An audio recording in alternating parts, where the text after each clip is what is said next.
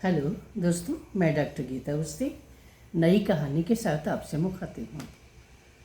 दोस्तों, लड़कियों का सांवला रंग भी कभी कभी उनके अंदर हीनता का भाव भर देता है और कभी समाज की एक दो टिप्पणी उसमें मजबूती ला देती हैं। ऐसे ही एक कथानक से जुड़ी हुई कहानी प्रस्तुत करती हूँ। शीर्षक है एक कांटा सांवला सा। एमए का लास्ट पेपर आज ही दे के आई थी। पापा ऑफिस में थे, पर मम्मी ने घर में घुसते ही पूछा था, पेपर कैसा रहा। मैंने थके थके चेहरे से जवाब दिया था कि ठीक ही हुआ, देखो मेरिट कहाँ मिल पाती है, लगभग 90% तक तो मिल ही जाना चाहिए। मम्मी ने कहा था, अच्छा ही होगा सब, चलो मुंह हाथ धोकर चेंज कर लो, कुछ खा पी कर सो जाओ, रात को भी ठीक से सोई नहीं हो। मैं बाथरूम में घुस गई थी। मम्मी ने मेरी पसंद की चना दाल कचौरी बनाई थी, साथ में रायता व चटनी। काफ़ी दिनों से परीक्षा चलने के कारण सादा सादा खाना खा रही थी। आज जी भर कर खाना खाया था, वो कमरे में जाकर लेट गई थी। शाम को भैया ऑफिस से आए थे और पुकारा था, रत्ना पेपर कैसा रहा। मैंने ठीक हुआ बोल दिया था। तो भैया ने कहा था कि आगे क्या पीएचडी करोगी। नहीं भैया, पहले कंपटीशन की तैयारी करना ठीक रहेगा, पीएचडी तो कभी भी कर सकते हो। ठीक है, सोच लो जैसा करना चाहो, कहकर भैया नाश्ता करके दोस्तों के साथ टहलने निकल गया था। मैंने सोमेश को फ़ोन किया था, वो उससे उसके पेपर के बारे में पूछा था। उसका पेपर भी अच्छा हुआ था। उसका विचार था कि एलएलबी भी कर ली जाए ताकि प्रतियोगिता के लिए कुछ क्षेत्र और खुल जाए। मैं शुरुआत आईएएस से करना चाहती थी, बाद में स्टेट स्तर की परीक्षाओं में हाथ आजमाया जाएगा। हमने इस संबंध में कई बार बात की थी। सोमेश कभी कभी घर भी आता था। वो पापा और भैया से मिल चुका था। हमारे बीच एक स्वस्थ किस्म की दोस्ती थी, पर मम्मी के मन में कोई दूसरी बात भी आ जाती थी, क्योंकि वो सजाती था। वैसे मम्मी भी अभी ऐसा कुछ नहीं सोचती थी। वे जानती थी कि लक्ष्य प्राप्ति मेरा पहला उद्देश्य है। सुमेश की एक बहन विकलांग थी, उसे लेकर वो बहुत चिंतित रहा करता था।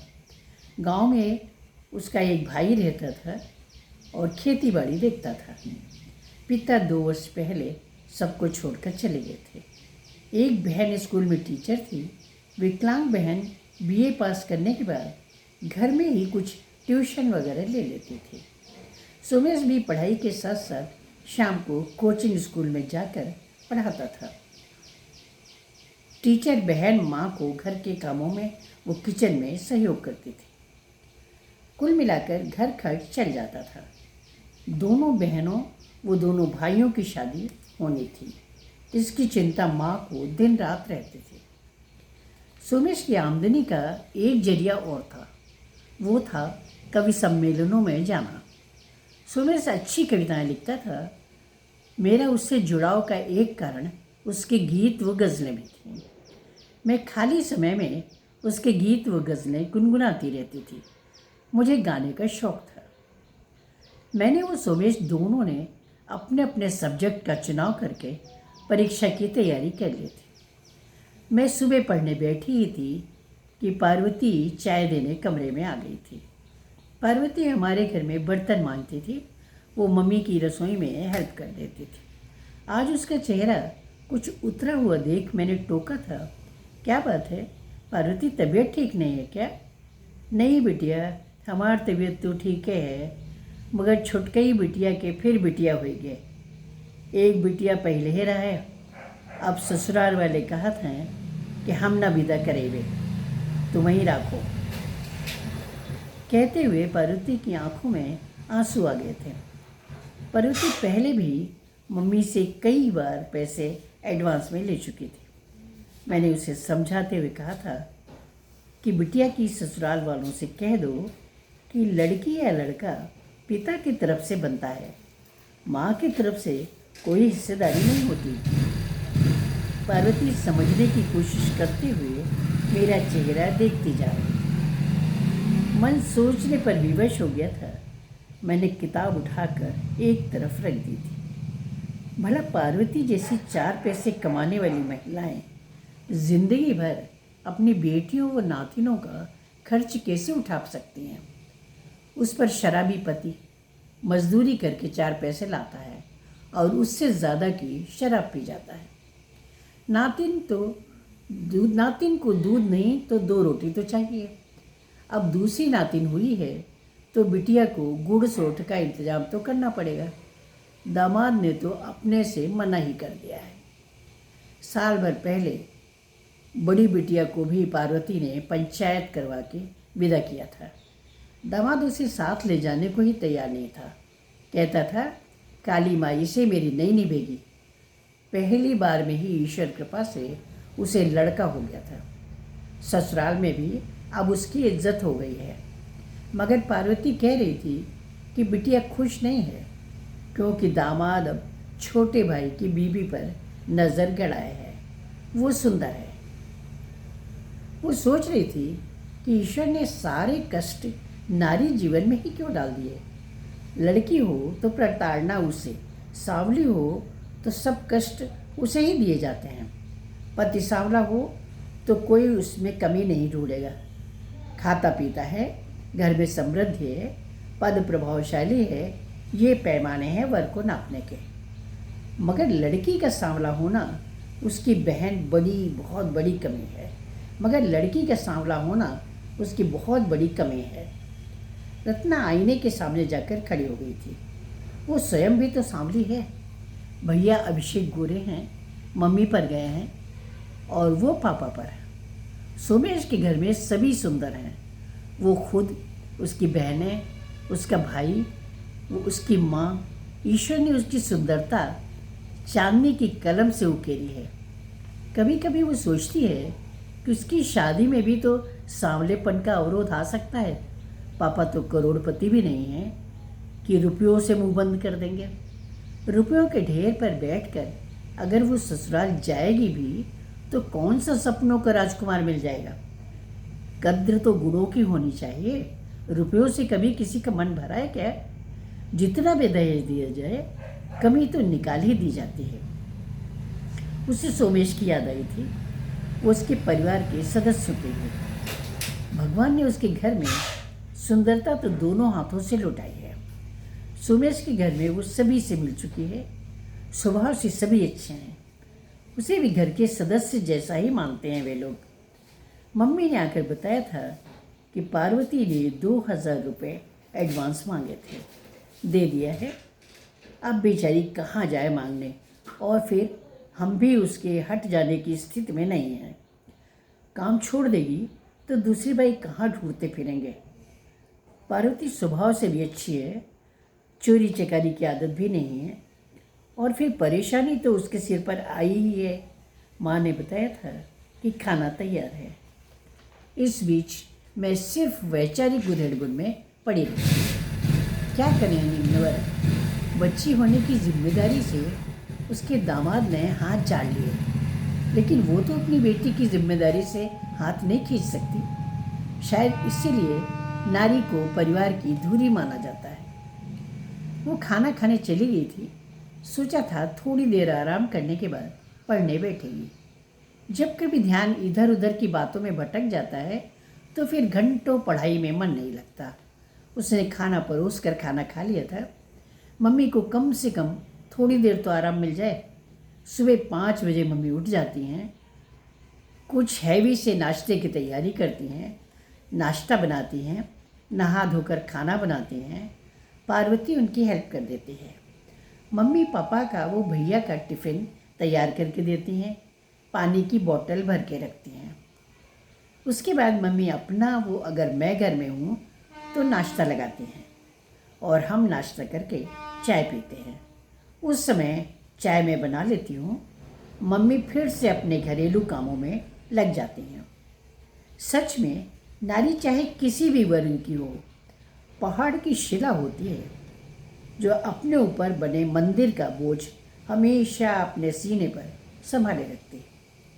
पूरी दुनिया में नारी व धरती दो के पास ही बोझ उठाने की अद्भुत क्षमता है। सोमेश ने बीच बीच में बात हो जाती थी सोमेश से बीच बीच में बात हो जाती थी। उसकी तैयारी अच्छी चल रही थी, मैं भी कोशिश कर रही थी। हम अपनी तैयारी से संतुष्ट नहीं थे। इधर भैया के लिए रिश्ते आने शुरू हो चुके थे।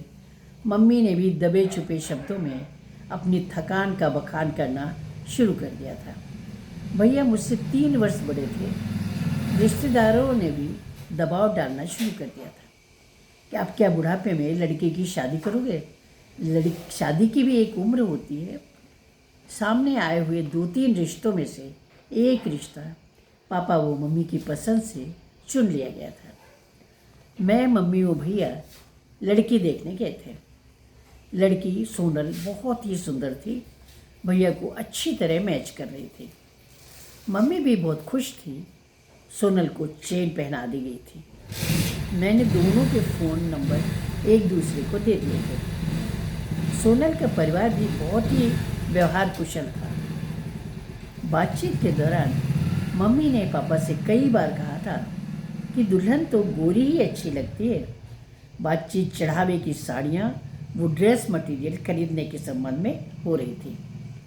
उस समय शायद मम्मी ये भूल गई थी कि उनकी अपनी बेटी तो सांवली है और वो भी किसी के घर दुल्हन बनकर जाएगी। अपने आप को कल्पना में एकदम सांवली सी दुल्हन के रूप में देखकर उसके बदन में किचुए से रेंगने लगे थे। शादी की तैयारियां शुरू हो गई थी। पूरे घर के कपड़े, भैया के कपड़े, दुल्हन के कपड़े, सब खरीदारी की जा रही थी। मुझे अपना पूरा समय देना पड़ रहा था। मम्मी अकेले शॉपिंग नहीं कर पा रही थी। पापा या भैया सिर्फ छुट्टी के दिन साथ जा पाते थे, क्योंकि उन लोगों को बाद में भी छुट्टी लेनी थी। मैं अपनी पढ़ाई को लेकर चिंतित थी, पर शादी की तैयारी में सहयोग करना भी बहुत ज़रूरी था। कभी सोनल की कलाई का नाप कंगन के लिए चाहिए था, तो कभी ब्लाउज़ का नाप, कभी लहंगे के कलर के लिए उसकी पसंद पूछनी थी, तो कभी रिसेप्शन के लिए उसकी पसंद का पार्लर। ये सभी काम मुझे ही करने होते थे, क्योंकि भैया को फुर्सत नहीं थी और मम्मी को इन सब चीज़ों का आइडिया ही नहीं था। शादी की तारीख पास में आ गई थी। रिश्तेदार आने लगे थे। एक महराजिन लगा ली गई थी। बुआ जी का खाना बनाने में शुद्धता का विशेष ध्यान रखना पड़ता था। रस्म व रिवाज शुरू हो गए थे और मेरी किताबें ढक कर रख दी गई थी। हल्दी, मेहंदी, संगीत को हम सब ने जी भर कर एंजॉय किया था। सच कहूँ तो मैं अपनी पढ़ाई उन दिनों बिल्कुल ही भूल गई थी। ज़िंदगी बड़ी खुशनुमा लग रही थी। भाभी आ जाएगी तो घर में ही एक सहेली मिल जाएगी। वैसे तो मम्मी से भी मेरी बातचीत दिल खोल कर ही होती थी, पर हम उम्र सहेली की बात ही कुछ और होती है। बारात सजी थी। भैया बहुत ही सुंदर लग रहे थे दूल्हा बनकर। हम सब बारात गए थे। भाभी जयमाल की ड्रेस में बहुत सुंदर लग रही थी। ऐसा लग रहा था कि स्वर्ग से कोई अप्सरा उतर कर आ गई है। रिश्तेदारों ने भी तारीफ के पुल बांध दिए थे। बुआ ने मम्मी से कहा था, बहू तो सुंदर ढूंढ लाई हो, पर बिटिया को ससुराल भेजने में पसीना आ जाएगा। आजकल सभी सुंदर बहू चाहते हैं। मम्मी चुप हो गई थी। मेरे मन में एक कांटा चुभ गया था। मन हर वक्त खुद से एक सवाल पूछा करता था कि क्या मन की सुंदरता कोई मायने नहीं रखती? मैं टूट कर किसी को प्यार करना चाहती हूँ। मैं उसके परिवार को अपना समझकर उनमें घुल मिल कर अपना दायित्व निभाना चाहती हूँ।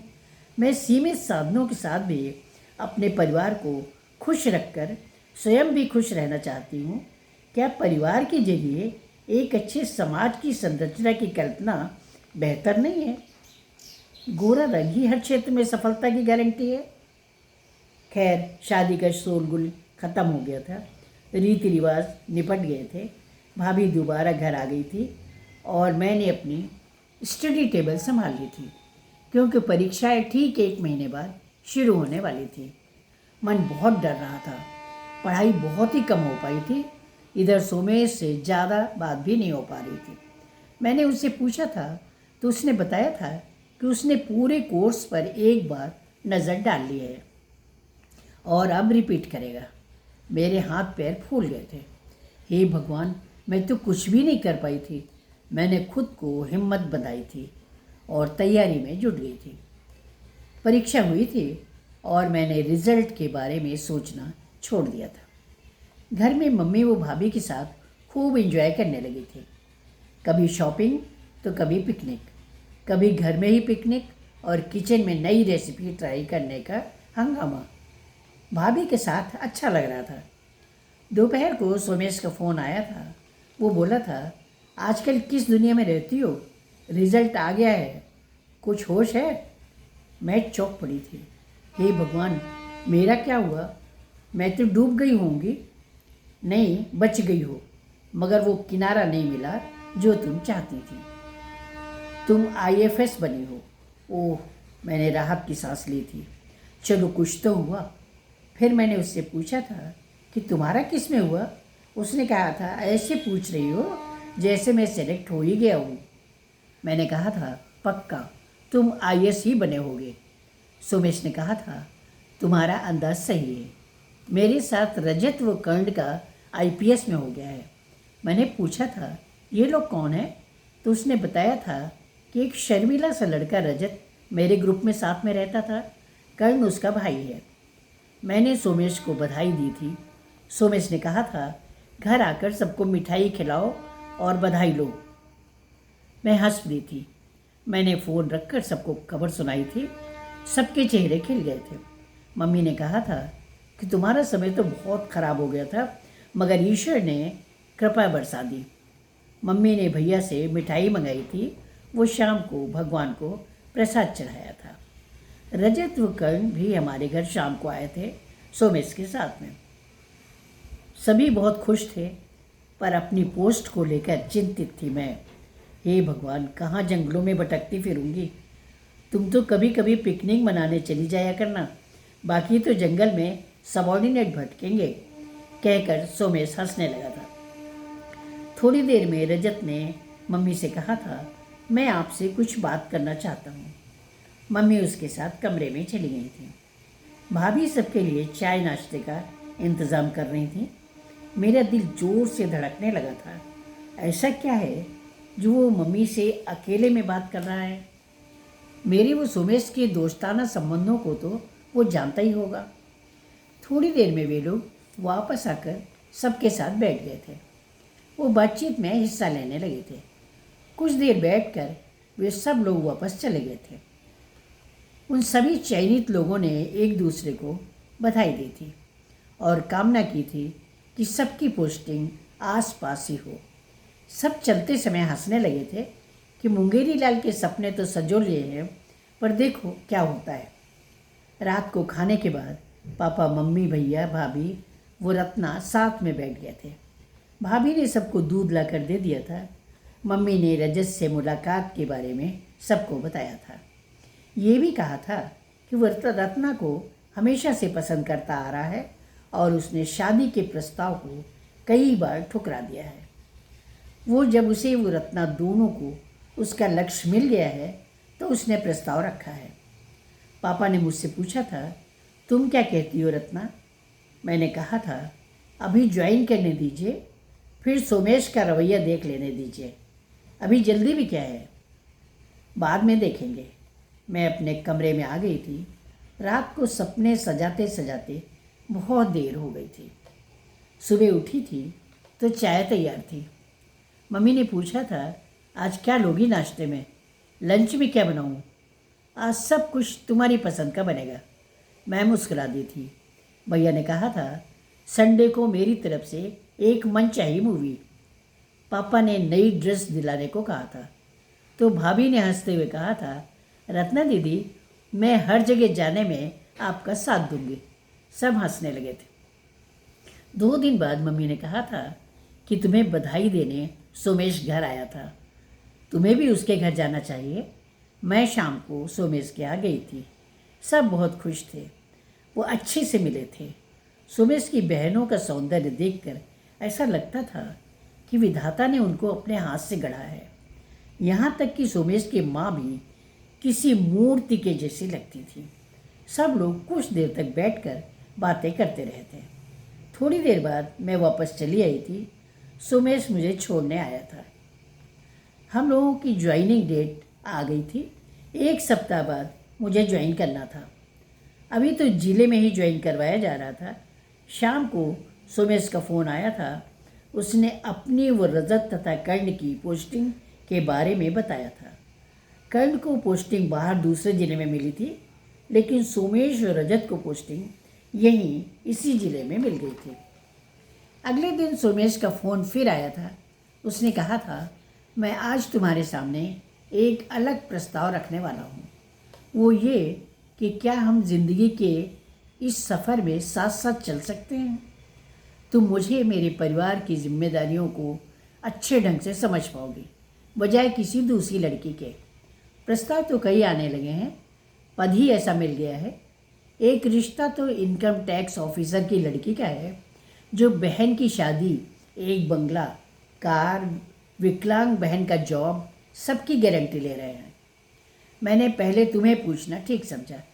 हालांकि बहनों का कहना था कि कलेक्टर के पद पर बैठकर पत्नी भी खूबसूरत होनी चाहिए, जो पार्टियों में मैच कर सके।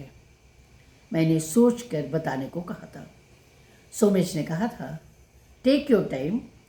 मैंने सोचा था कि भले ही हम एक दूसरे को अच्छी तरह जानते हैं, परिवार भी चिरपरिचित है, पर समाज की उंगली नहीं उठनी चाहिए। मन में सांवलेपन की गांठ तो दोनों के ही रहेगी ना। मुझे इन्फिनिटी तो उसे सुपीरियरिटी। रात को मैंने सबको कमरे में बुलाया था। वो पापा से कहा था, आप रजत को शादी के लिए हाँ कह दीजिए। उसने मुझे सांवले रंग के साथ स्वीकार किया है, पद या पैसा नहीं।